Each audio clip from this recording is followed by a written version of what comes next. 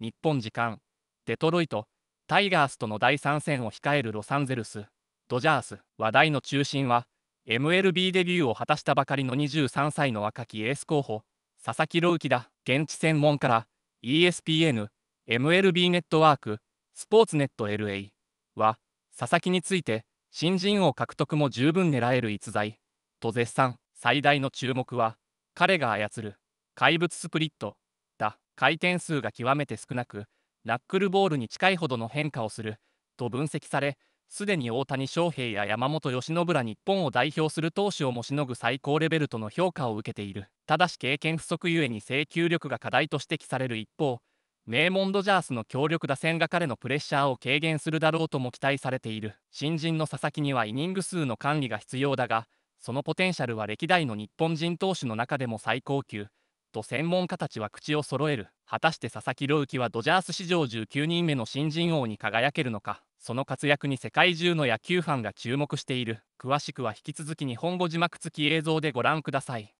On Saturday at Dodger Stadium, we are going to see Roki Sasaki on the mound, which is so exciting. Baseball's #1 prospect going against the Tigers' Reese Olson. Reminder, Sasaki's just 23 years old. Meanwhile, on Sunday at the Rogers Center, Tomoyuki Sugano going against Chris Bassett. And Sugano, he's 35, pitched 12 season in Japan. So I'm going to ask you guys, this is kind of tough. Which Japanese star is more important to their team? Is it Sugano or is it Sasaki?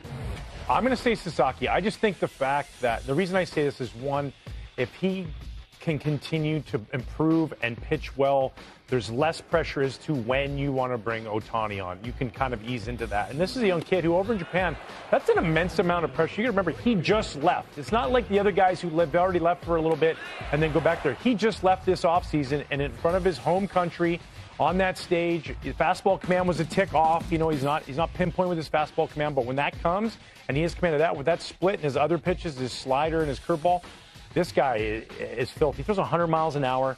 And I think that he can all of a sudden just be one of those guys, not only as a Rookie of the Year candidate, but pop up in there in that all-star type ability because of the stuff behind his arm. Yeah, they're so deep, the Dodgers. I'm going to go with Sugano because when you're looking at a veteran that's played 12 years in Japan and he's won an MVP, if not 3 of them, he has just been lights out over there. Now he's going to be over here in the States, right? You're going to be over here like, okay. Last year, though, he's 15-3, the 1.67 ERA in 24 starts. Won the Japanese Cy Young Award. And you know what? That's the second time he's won that award. But he's got 92 fastball, cutter, slider, splitter, sinker, curve, the whole situation. So there's a whole package that we all see over here. But usually there's a pause and there's stuff. And I'm excited to see him. And if he is somewhat who he is over there, yeah, the Baltimore Orioles got somebody electric. Yeah, no doubt. Roki wins for me. I'm with you. Yeah, it goes 100. I agree. You just wanted to pick Pretty a different answer? split, yeah, I just want to go on a limb a little bit. You know, I know Brandon Hyde decided. Ballpark Cam has given us a view of Justin Turner. He's got 10 minutes to get on the show. JT! Will he make it? Stop talking to the boys. Will he make it? Let's go. Come talk to us. Go to baseball, David, and you better. You better. You bet. You bet. Dodgers and Tigers. LA getting their championship World Series rings. Bottom of the 6th. Dodgers down 2-0. Freddie Freeman says, I'm going to change that.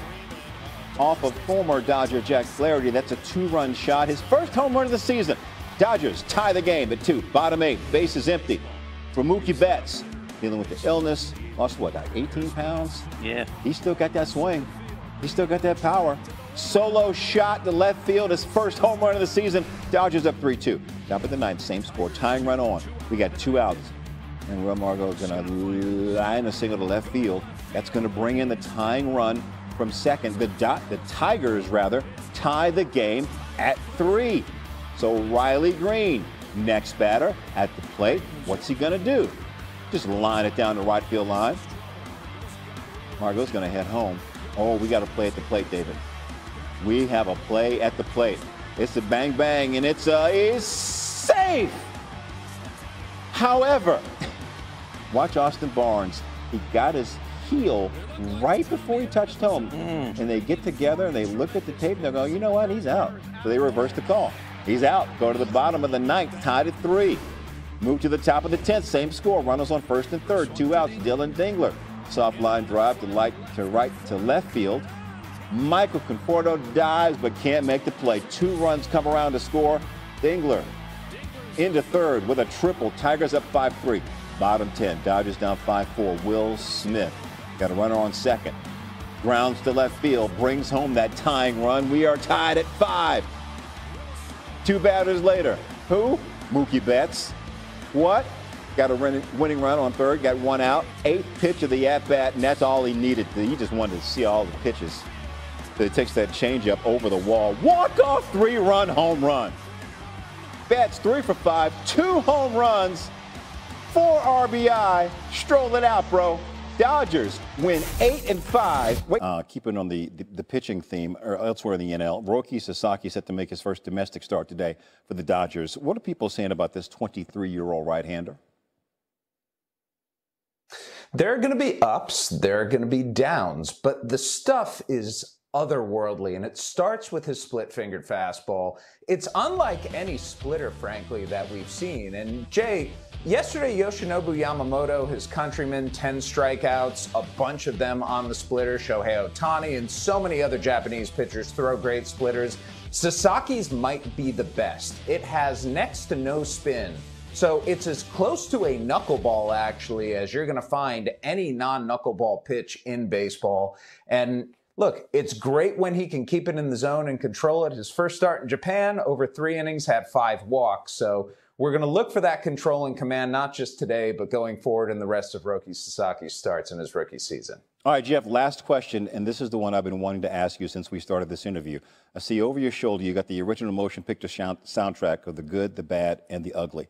Of the 3 of us, you, me, David Lloyd, which one is good, which one's bad, which one's ugly? I'm just going to go with the ugly and say myself, but you guys can decide who's the good and the bad in this segment. Like, you guys got like 20 minutes left to figure it out, so you guys go ahead and do that yourselves. Okay. Jeff will be ugly. David, you can be good, and I'll be bad. Not bad meaning bad, but bad meaning good. All right? Perfect. Thank you very much. Jeff Paston.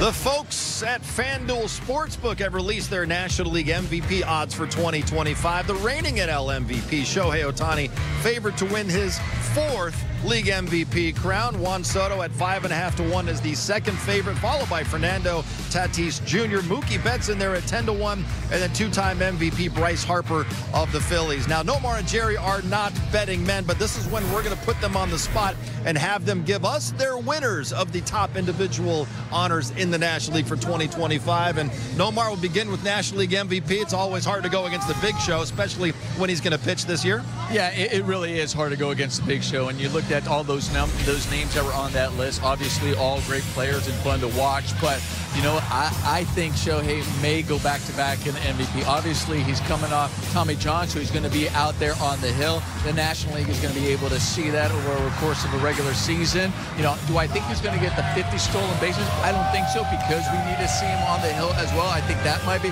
But at the same time, what we see him do at the plate with the bat, and also I think it's going to challenge him. He wants another ring. He doesn't want to just rest on that one championship. Yeah. So I think pushing himself to try to win another World Series and try to prove everything. Listen, I can do it again, both on the mound and at the plate. I concur with Nomar Garcia-Parra. Listen, no disrespect to Patrick Mahomes, Jokic. This guy right here, the Big Show, is the best athlete in the world. No disrespect to Messi, who's had an incredible, historic, legendary career in soccer.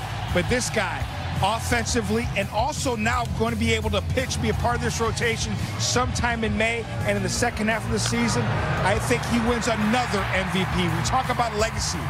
He's very well aware of legacy, not just from a production standpoint individually, but he also wants to win rings, plural.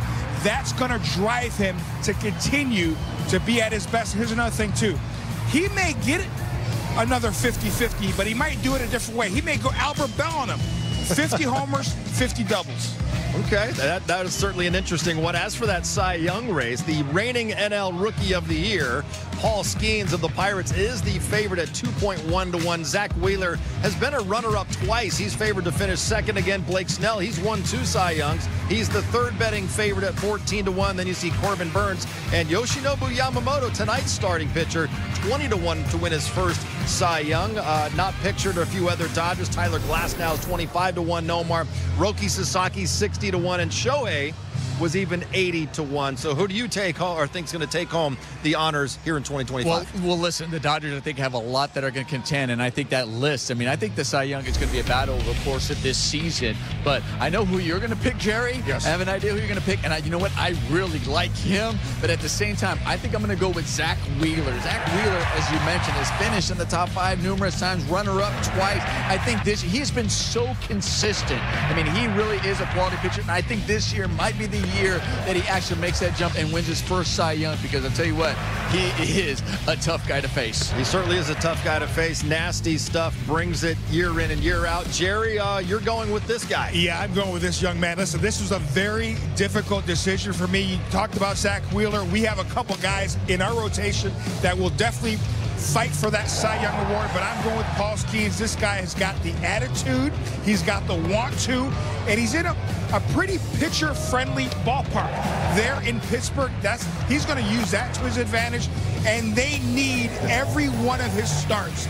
He knows that. He wins the Cy Young. All right, so he won Rookie of the Year last year in the National League. The Dodgers have won more Rookie of the Year awards than any other franchise. Roki Sasaki is favored to be the 19th Dodger to win that award at 3.2 to 1. You've got Dylan Cruz of the Nationals, a close second, followed by Matt Shaw of the Cubs, Pirates pitcher Bubba Chandler, and Braves starting pitcher A.J. Smith-Shawver. We're going to see Roki make his Dodger Stadium debut tomorrow night. Do you think he will become, Nomar, that 19th Dodger in history to win Rookie of the Year? You know what? I think he may be able to pull it off. I mean, what we've seen, his stuff is incredible. You know, obviously, there is still some youth. There's still going to be some growing pains as well. But at the same time, I think the support that he has here, I think also from the countrymen that he has, I think also will help him an awful lot. But we also know the resources that the Dodgers provide, you know, for all of their players. And when you have just kind of that offense there, then he might find himself sometimes where he's like, listen, I'm going out there and pitch with that lead and understand, like, listen, I can relax a little bit without having to feel maybe so tight and have to be perfect every time. And that might also help him and relax a little bit to go out there and see what he's made of. But I think he may be able to be the guy to add to the legacy of all these great Rookie of the Years that the Dodgers have provided over the course of baseball history. What a tradition. Seriously, that just goes to the scouts that were there to make sure they bring in the talent and they develop these talents. But to speak on Roki Sasaki, he certainly has the stuff. He certainly has the makeup. The only thing I'm going to kind of question is how many starts is he going to get, because we know he's a rookie. We want to make sure we monitor his innings. But I think he's going to be pitched well enough to be that Rookie of the Year. The only thing is Dylan Cruz, he's an everyday player.